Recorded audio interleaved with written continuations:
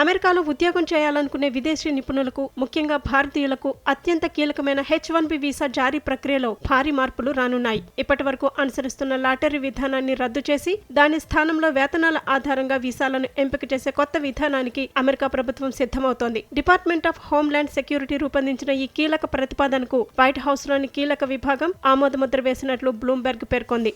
ప్రస్తుతం ప్రతి ఏటా 85,000 H-1B వీసాలను అమెరికా జారీ చేస్తోంది. దరఖాస్తులు భారీ సంఖ్యలో వస్తుండటంతో కంప్యూటరైజ్డ్ ర్యాండమ్ లాటరీ ద్వారా అభ్యర్థులను ఎంపిక చేస్తున్నారు. ఈ విధానం వల్ల ఏ ఒక్క కంపెనీకి పక్షపాతం చూపకుండా నిష్పక్షపాతంగా ఎంపిక జరుగుతుందని భావిస్తున్నారు. అయితే ఈ విధానాన్ని మార్చాలని అమెరికా ప్రభుత్వం భావిస్తోంది. కొత్త ప్రతిపాదన ప్రకారం ఇకపై లాటరీ పద్ధతిని పక్కన పెట్టి ఉద్యోగానికి లభించే వేతనం ఆధారంగా H-1B వీసాలను కేటాయిస్తారు. అంటే అత్యధిక జీతం ఆఫర్ చేసే ఉద్యోగాలకే వీసాలు దక్కే అవకాశాలు ఎక్కువగా ఉంటాయి. గతంలో ట్రంప్ హయాంలో ప్రతిపాదించిన నిబంధనలనే మళ్లీ తెరపైకి తెస్తున్నట్టు తెలుస్తోంది. ఆగస్టు 8న office of information and regulatory affairs ఈ ప్రతిపాదనను క్లియర్ చేయడంతో త్వరలోనే దీనిపై బహిరంగ ప్రకటన వెలువడే అవకాశం ఉంది. ఈ కొత్త విధానం అమల్లోకి వస్తే అమెరికాలోని టెక్ కంపెనీలు అధిక నైపుణ్యం, అధిక జీతాలు కలిగిన విదేశీ నిపుణులను మాత్రమే నియమించుకోవాల్సి వస్తుంది. దీనివల్ల అమెరికాలో ప్రారంభ స్థాయి ఉద్యోగాలు స్థానిక అమెరికన్లకే దక్కుతాయని ప్రభుత్వం భావిస్తోంది. అయితే ఇదే సమయంలో అమెరికా విశ్వవిద్యాలయాల్లో చదువు పూర్తి చేసుకున్న విదేశీ విద్యార్థులకు తక్కువ జీతంతో కెరీర్ ప్రారంభించాలనుకునే వారికి H-1B వీసా పొందడం దాదాపు అసాధ్యంగా మారనుంది.